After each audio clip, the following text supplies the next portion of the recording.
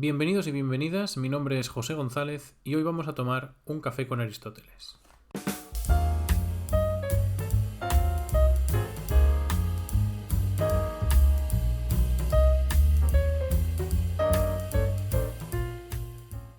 Bien, empezamos hoy la segunda temporada de Un café con Aristóteles y la empezamos con un tema con el que he querido marcar el tono de esta segunda temporada. Una temporada que vamos a dedicar a la parte más teórica de la filosofía de Aristóteles. Bien, pues siguiendo esto, como os podéis imaginar, de hecho como habéis visto en el título, este primer episodio lo vamos a dedicar a los dos primeros capítulos del libro primero de la metafísica. Por tanto, digamos, la obra más fundamental de la parte, digamos, teorética del corpus aristotélico.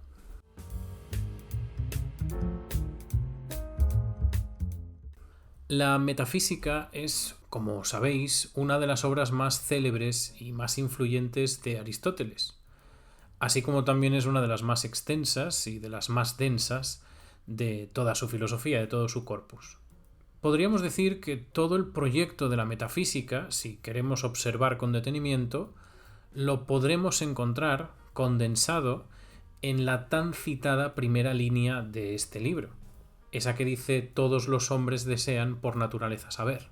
Así a primera vista, esta frase nos dice en realidad más bien poco, porque ¿a qué se refiere con saber? Saber el qué y por qué saber. ¿No podría el ser humano querer otras cosas distintas como la satisfacción de las necesidades o de las no necesidades, o el placer, o el propio dinero? Pues sí, obviamente sí. El ser humano quiere a lo largo de su vida muchas otras cosas distintas a saber. Y entre ellas, pues estas cosas, el placer, el dinero, la satisfacción. Sin embargo, en la metafísica, Aristóteles nos habla de lo que el ser humano quiere atendiendo estrictamente a su naturaleza. Es decir, basando ese querer en lo que hace al ser humano especial como ser viviente. O dicho de otro modo, basándose en lo que le es más propio en tanto que ser humano. Bien, en cualquier caso, Aristóteles parte de esta premisa, parte de la premisa de que todos los seres humanos tienen por naturaleza y desde el nacimiento un impulso natural por saber. Fijaos que Aristóteles no nos dice nada acerca de el qué, simplemente nos habla de un impulso por saber, por conocer y por aprender. Pero no nos dice nada acerca de la materialidad de la cosa que queremos saber, es decir, de qué cosas nos interesa saber. Eso es lo menos importante en este punto. Lo realmente importante es que nuestra naturaleza nos determina, nos impulsa a saber. Evidentemente, a lo largo de la vida, este impulso a saber lo vamos a ir modelando, lo vamos a ir domesticando. Y poco a poco vamos a ir dirigiendo nuestro gusto por saber hacia cosas concretas, algunas veces hacia cosas, digamos, más elevadas, como el estudio, la contemplación, y otras veces hacia cosas, pues, más triviales. Pero en cualquier caso, siempre mantenemos ese gusto por saber que es, como decía, innato en nosotros desde el nacimiento. Tened siempre en cuenta que lo importante aquí no es lo que sabemos o lo que aprendemos, sino el hecho de que queremos aprenderlo, de que queremos saberlo. O sea, no importa si lo que nos gusta es saber mucho de matemáticas o de filosofía, o si en realidad preferimos dedicarnos a la cocina o incluso a espiar a nuestros amigos y a nuestros vecinos. La cuestión es que todos y cada uno de nosotros queremos saber algo. Y es precisamente esto de aquí, el querer saber algo, de lo que trata este punto de partida de la metafísica. Este deseo de saber que hemos dicho que está presente desde que nacemos, lo podemos observar, por ejemplo, en los bebés, en los recién nacidos, o en los niños cerca del nacimiento. Quien haya tenido un niño o una niña pequeña, apenas cuando empieza a moverse y a coger cosas con sus propias manos, ya podrá haber visto ese espíritu explorador que lo lleva a ver, a tocar, a coger y a comer todo lo que tiene a su alcance. Este es el primer estadio, el punto de partida, el estadio de la sensación, y al que Aristóteles se referirá como el amor a los sentidos. Las sensaciones o las percepciones son el primer contacto con la realidad y nuestra primera fuente de información. Esto es lo que nos dice Aristóteles. Y el hecho de que nos apoyemos tanto en ellos refleja no solo nuestra dependencia en cuanto a conocimiento e incluso en cuanto a supervivencia, sino también nuestra preferencia por ellos. Sin embargo, solo con la percepción pues no construimos todo lo que sabemos a lo largo de nuestra vida, sino que este proceso tiene distintos estadios, distintos pasos. De las sensaciones nos nacen los recuerdos, y de los recuerdos nos nacen las experiencias. Según nos cuenta Aristóteles, muchos animales, por no decir todos o casi todos, tienen la capacidad de percibir, por tanto, tienen sensaciones.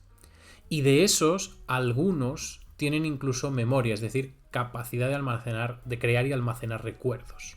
Y no solo de almacenar recuerdos, sino también de modelar su comportamiento en función de esos recuerdos. Y en el fondo, por tanto, en función de las sensaciones que los generaron. No obstante, el ser humano, por su naturaleza racional, es capaz de ir un poquito más allá de las sensaciones y de los recuerdos. Es capaz de generar tres cosas muy importantes, fundamentales para el proyecto de la metafísica, que son experiencias, ciencia y arte. Recordemos que la palabra arte, la palabra que utiliza Aristóteles es techne, que nosotros tal vez para nosotros es más clara traducida por técnica, pero que en cualquier caso se refiere a eso, al conocimiento técnico acerca de alguna disciplina técnica. Bien, si nos centramos en la experiencia, Aristóteles nos dice que la experiencia es el producto de los recuerdos, o sea, de la agrupación de recuerdos de la misma clase surgen las experiencias, y de esas experiencias, del conjunto de esas experiencias, ese conocimiento que es sobre las cosas particulares, sobre los casos concretos, sobre eso se construye el arte o la técnica, cuando de las muchas observaciones particulares concretas surge una noción general, es decir, un conocimiento, digamos, universal, sobre los distintos casos parecidos. Para ilustrar esto, Aristóteles nos plantea el ejemplo de Calias, el caso de Calias. Nos dice lo siguiente: tener la noción de que a Calias, afectado por tal enfermedad, le fue bien tal remedio, y lo mismo a Sócrates y a otros muchos considerados individualmente, es propio de la experiencia. Pero saber que fue provechoso a todos los individuos de tal constitución agrupados en una misma clase y afectados por tal enfermedad, por ejemplo a los flemáticos, a los biliosos o a los calenturientos, eso corresponde al arte. Y ahí está la clave. La experiencia consiste en conocer el caso particular. El arte consiste en abstraer el conjunto de casos particulares y en encontrar algo así como un método que valga para todos los casos que se parecen entre sí. O sea, saber qué darle a nuestro hijo cuando tose o estornuda en casa no es lo mismo que saber curar un resfriado. O ser capaz de levantar una cabaña con unos palos y unas hojas no corresponde con saber lo que sabe un arquitecto al tiempo de diseñar un edificio, incluso aunque ese arquitecto no fuera capaz en la práctica de levantar una cabaña. ¿Quiere decir esto que Aristóteles menosprecie en algún sentido el conocimiento de la experiencia, el basado estrictamente en la experiencia? Pues en realidad no, más bien no. Aristóteles incluso dice que si alguien quisiera curar a Calias teniendo solo el conocimiento teórico, lo más probable es que se equivocara, porque le faltaría la experiencia diaria, la experiencia basada en los casos particulares, el conocimiento singular. Esta es una idea que seguimos manteniendo hoy en gran medida, una idea que se mantiene prácticamente intacta a como se está planteando aquí. Un ejemplo muy claro que me viene a mí a la cabeza es cuando hablamos de los profesores de universidad que nunca en su vida ejercen como profesionales de la disciplina de la que enseñan. Pensad, es difícil encontrar a alguien, por ejemplo, pensad si vosotros os prestaríais a esto. Decía que es difícil encontrar a alguien que se pusiera en manos de un médico que nunca ha ejercido como médico. O igualmente difícil es encargarle el diseño de una casa a un arquitecto que jamás ha diseñado una casa en la práctica. Y eso nos sería difícil de aceptar incluso aunque nos prometieran y nos juraran que ese médico o ese arquitecto son reales eminencias en su campo, evidentemente en términos teóricos. La razón de esta idea nos la da también Aristóteles en la metafísica. Aristóteles nos dice que un conocimiento teórico sin su complemento experiencial, es decir, sin su complemento práctico, es tan problemático como mucha experiencia sin conocimiento teórico. Y eso es porque cada cosa, la experiencia y la teoría, responde a preguntas distintas. Por una parte, la experiencia nos habla de qué estamos haciendo, de qué hacemos. Por otro lado, la teoría nos habla del porqué, de la causa. Y en ello se encuentra la diferencia crucial entre el experto y el sabio. El experto sabe qué hacer, pero no el porqué de lo que hace. Es decir, no conoce sus causas, sus principios. En cambio, el sabio sabe, conoce, entiende el porqué y la causa de la cosa que estamos examinando. El sabio, por tanto, no es sabio como es experto el experto por su habilidad práctica, por su capacidad práctica de construir, digamos, sino por el dominio que tiene de la teoría y por el conocimiento que tiene de las causas y de los principios sobre ese objeto que se está estudiando. Un conocimiento que no solo es más elevado por ser más abstracto, es decir, más racional, sino que además es más perfecto porque dota al sabio de algo fundamental, que es de la capacidad de enseñar. Y sí, es fundamental porque en el fondo, si nos fijamos muy bien, el proyecto de la metafísica se apoya sobre la capacidad de enseñar, o sobre aquello que merece la pena ser enseñado o ser aprendido. Sin embargo, acerca del verbo enseñar, en realidad podríamos decir que usamos ese verbo de distintas maneras. Por ejemplo, en el fondo, ambos, tanto el sabio como el experto, podríamos decir que enseñan lo que saben a otros. Lo que sucede es que la manera como lo enseñan tiene una diferencia que es fundamental para lo que estamos aquí tratando en la metafísica, para la diferencia entre la experiencia y el conocimiento de los principios. ¿Por qué? Pues porque en realidad es obvio, por ejemplo, que un albañil no necesita saber las razones matemáticas por las que un edificio se aguanta en pie. Y no las necesita saber para construir, es decir, para hacer bien su trabajo al tiempo de construir el edificio, y por tanto tampoco lo necesita para poder enseñarle a otro albañil cómo colocar de la manera más eficiente posible los ladrillos en un muro. De la misma manera, el cocinero tampoco necesita, en general, conocer cuáles son los procesos físicos y químicos por los que los alimentos han de pasar para poder cocinar sus platos, sino que solamente necesita conocer el método, el procedimiento por el cual eso sucede. La diferencia entre conocer el procedimiento y conocer las razones es la diferencia que aquí establece Aristóteles entre saber el qué y saber el por qué.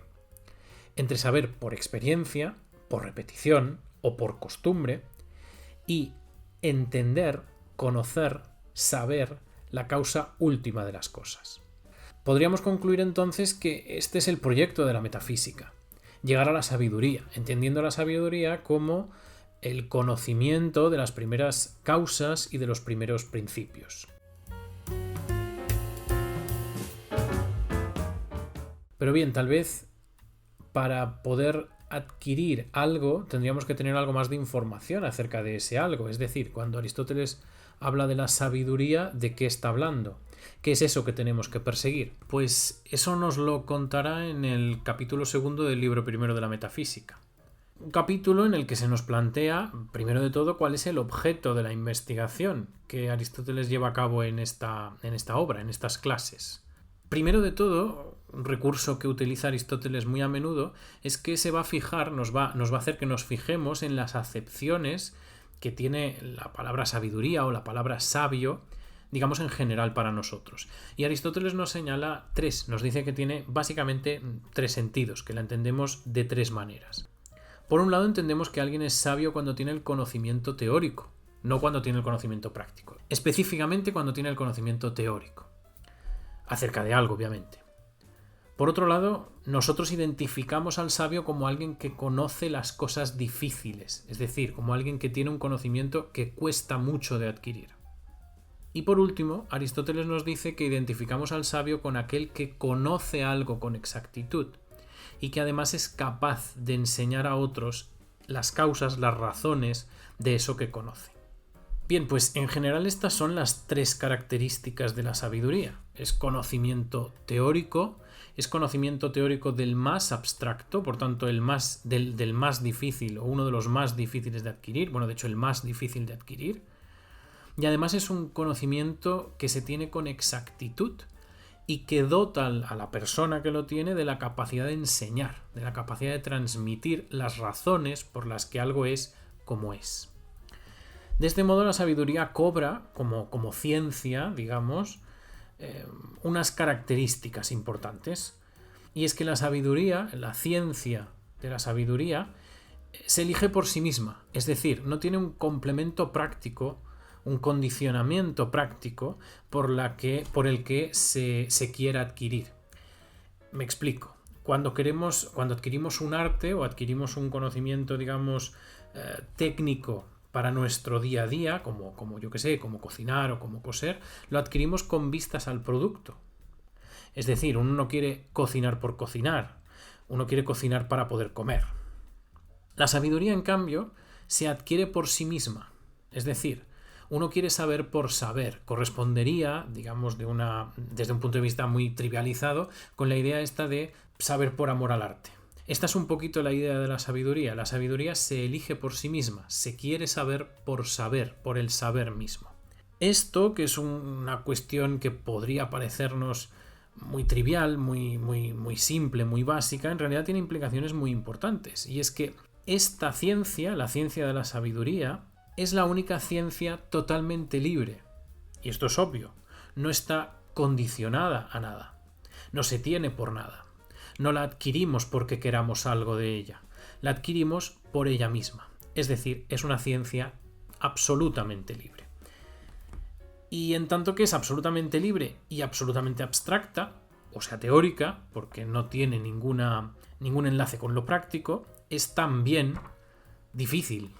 Es decir, uno no se hace sabio porque sí, uno se hace sabio después de una vida de estudio. De hecho, si repasamos la concepción del sabio en la filosofía, ninguna teoría filosófica, diré prácticamente ninguna por cuestiones de no saberlo todo, pero diría que ninguna teoría filosófica asume que el sabio es alguien o que uno puede ser sabio con facilidad, o que uno puede ser sabio en vida, o que hay muchos sabios. El sabio es alguien raro. El sabio es alguien que ha estudiado mucho algo, que conoce muy bien algo. Y esa gente pues escasea. No hay muchos sabios en el mundo. Una de las razones por la que es uno de los conocimientos o es el conocimiento más difícil de adquirir es porque la sabiduría es o se refiere a todo aquello que está más alejado de los sentidos. Cuando estudio los principios o las causas de las cosas es cuando más me tengo que alejar de lo que me dicen los sentidos, porque los sentidos nos anclan a las cosas que vemos, a las cosas que tocamos, es decir, nos anclan a lo singular. Y, como hemos dicho, el conocimiento de las causas y de los principios es un conocimiento general. Esto tiene sentido porque si Aristóteles nos dice que la sabiduría o lo que corresponde a la sabiduría es aquello que nos hace más capaces de enseñar, si nosotros solo conociéramos o conociéramos fundamentalmente aquello que se da en los casos particulares, no podríamos hablar de más que de aquello que vemos en los casos particulares. Si se puede hacer una norma general que valga para muchos casos particulares o para todos los casos de un tipo particular, eso significa que aquella norma general no está condicionada por la información de los sentidos, es decir, no está condicionada por lo singular.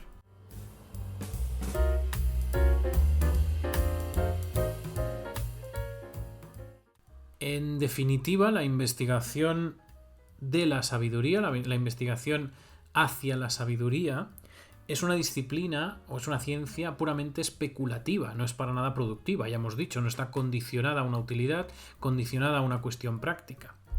Y el hecho de que sea especulativa, es decir, que no tenga una traducción productiva o práctica, es decir, que no sirva para producir o para hacer cosas que podemos tocar o consumir, por ejemplo, este hecho hace que que sí sea una investigación fundamental, pero que no sea una investigación digamos de las primeras, no es la primera cosa que solemos investigar o sobre la que nos ponemos a trabajar.